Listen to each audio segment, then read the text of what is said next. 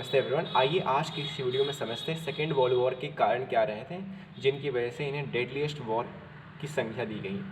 देखिए, second world war को समझने के लिए हमें इसके टाइमलाइन को समझना होगा। ये वॉर जो था 1939 से लेकर 1945 के बीच तक चला। इनमें दो मेजर पावर इन्वॉल्व थी, एक एलाइड पावर और दूसरा एक्सिस पावर। एलाइड पावर में जो कंट्रीज आती है वो ब्रिटेन, फ्रांस, यूएसए, यूएसएसआर यानी आज के डेट में रसिया कह सकते हैं, चाइना, और एक्सिस पावर में जो कंट्रीज आती है जर्मनी, इटली, जापान। ये कंट्रीज थे जिनके बीच में ये वॉर स्टार्ट हुई थी, एलाइड पावर और एक्सिस पावर के। आइए कारण समझते हैं, कॉजेज समझते हैं। पहला जो कारण माना जाता है वो है ट्रीटी ऑफ वर्साइलेस। यानी हमें समझना होगा, जब जब फर्स्ट वर्ल्ड वॉर ख़त्म हुआ था तो एक ट्रीटी साइन की गई थी एलाइड पावर और जर्मनी के बीच में, जिसे ट्रीटी ऑफ वर्साइलेस कहते हैं, जो 1919 के में साइन किया गया था। अब ये जो ट्रीटी था जर्मनी के लिए काफ़ी ह्यूमिलेटिंग था, अनजस्ट था और हार्श था, क्योंकि जो भी रिसोर्स बेस्ड रीजन थे जर्मनी के, उन्हें कैप्चर कर लिया गया था एलाइड पावर के द्वारा, और साथ ही साथ जर्मनी पे एक रेस्ट्रिक्शन लगा दिया गया था कि वे अपनी आर्मी को एक्सपैंड नहीं करेगा। तो ये जो ट्रीटी था जर्मनी से बाहर निकलना चाहता था। ठीक है। दूसरा जो कारण माना जाता है वो rise of Nazism in Germany. Nazism एक ऐसी आइडियोलॉजी है जो हिटलर ने अडॉप्ट किया था, जो ये कहता है कि आर्यन रेस जो है सुपीरियरिटी पे ये बल देता है, फोकस करता है, और बाकी जितने भी रेस हैं उसको इन्फीरियर समझता है।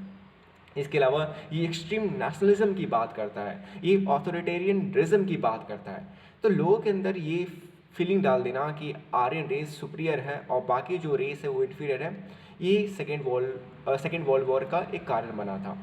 थर्ड जो माना जाता है कारण, वो डिमांड फॉर इम्पीरियलिज्म। इम्पीरियलिज्म मतलब जब आप दूसरे देश को अपने अंदर लेने की बात करते हैं, कैप्चर करने की बात करते हैं, उनके रिसोर्स को हथियाने की बात करते हैं। तो ये समझना होगा कि जर्मनी जापान जो था इस रेस में काफ़ी पीछे था, फ्रांस और ब्रिटेन जो था काफ़ी आगे था। तो उस रेस में आगे आने के लिए वो इम्पीरियलिज्म का सहारा लेना स्टार्ट कर दिया था। ठीक है। चौथा जो कारण माना जाता है failure of league of nation. देखिए, लीग ऑफ नेशन कब बनाया गया था? जब फर्स्ट वर्ल्ड वॉर ख़त्म हो गया था, तो एक इसका ऑब्जेक्टिव था कि ये दोबारा वॉर, जो वर्ल्ड वॉर हमें देखने को मिला, ऐसा वॉर ना हो। लेकिन अनफॉर्चुनेटली ये वॉर जो था दोबारा हमें देखने को मिला सेकेंड वर्ल्ड वॉर 2 के रूप में। तो फेल्यूर जो लीग ऑफ नेशन जो था वो फेल हो गया था, क्योंकि जब जापान जो था मंचूरियन, जो चाइना का एक पार्ट था, उस पर अटैक कर दिया था, और जो लीग ऑफ नेशन था वो कहीं ना कहीं इसे सप्रेस करने में फेल हो गया था। ठीक है। तो ये कारण बना था सेकेंड वर्ल्ड वॉर का। अगला जो कारण माना जाता है अपीजमेंट पॉलिसी, जो अडॉप्ट किया था एलाइड पावर, खास तौर पर अगर हम बात करें तो ब्रिटेन और फ्रांस। अपीजमेंट पॉलिसी क्या करता है? अगर जैसे जर्मनी दूसरी कंट्रीज़ को ऑक्यूपाई करना चाह रहा है, अटैक कर रहा है, तो जो ब्रिटेन और फ्रांस जो था वो हस्तक्षेप नहीं कर रहा था, इंटरफेयर नहीं कर रहा था, रोक नहीं रहा था जर्मनी को। वो सोच रहा था कि चलो ज़्यादा से ज़्यादा क्या करेगा, ऑक्यूपाई ही तो करेगा एरिया, तो वो इंटरफेयर नहीं कर रहा था। ठीक है। तो ये जो अपीसमेंट पॉलिसी उन्होंने अपनाया था एलाइड पावर ने टूवर्ड्स जर्मनी, वो कहीं ना कहीं कारण बनी किसकी? सेकेंड वर्ल्ड वॉर का। ठीक है। अगला जो कारण माना जाता है इमीडिएट काउज यानी एक ऐसा कारण जिसकी वजह से सेकेंड वर्ल्ड वॉर जो था स्टार्ट हो गया था। जर्मनी जो था पोलैंड पे अटैक कर दिया था। ठीक है। पोलैंड कहीं ना कहीं एक तरह का कह सकते हैं उसका सपोर्टर भी था एलाइड पावर का। तो जब जैसे ही जर्मनी ने पोलैंड पर अटैक किया, तो एलाइड पावर जो थी उन्होंने पोलैंड को सुरक्षित करने के लिए, प्रोटेक्ट करने के लिए जर्मनी पर भी अटैक कर दिया।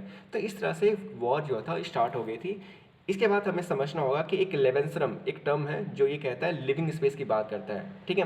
तो लेवेंसरम यानी लिविंग स्पेस, अब ये बेसिकली जर्मनी ने अडॉप्ट किया था, ये जो टर्म था ये कॉइन किया था, जो ये कहता था कि हमें हमारी जो पॉपुलेशन है सस्टेन करने के लिए हमें बड़ा एरिया चाहिए। तो बड़ा एरिया कैसे आएगा? जब आप दूसरे देश पे अटैक करेंगे, ऑक्यूपाई करेंगे। ठीक है। तो एक ये कारण थे। इसके बाद क्या हुआ, जापान ने भी पर्ल हार्बर, जो यूएसए का पार्ट था, उस पर अटैक कर दिया था। इन रिटालिएशंस यूएसए ने भी हिरोशिमा और नागासाकी, जो जापान का एरिया था, उस पर न्यूक्लियर बॉम्ब गिरा दिया था। तो इस तरह से वर्ल्ड वॉर जो थी स्टार्ट हुई थी, और कहीं ना कहीं जैसे ही न्यूक्लियर पावर उस पर गिरा दिया गया था जापान पे, तो जापान भी सरेंडर कर दिया था। हाँ, लेकिन उससे पहले क्या था, जर्मनी ने भी सरेंडर कर दिया था, और हिटलर भी सुसाइड कर लिया था। ठीक है, अपनी वाइफ के साथ मिल करके। तो इस तरह से सेकेंड वर्ल्ड वॉर ख़त्म हुआ हिरोशिमा और नागासाकी पर। न्यूक्लियर बॉम्ब गिर करके, ठीक है। तो आज की डेट मतलब आज की इस वीडियो में बस मैंने कॉजेज़ के बारे में डिस्कस किया। अगली वीडियो में किसी और टॉपिक पर डिस्कस करूँगा। धन्यवाद।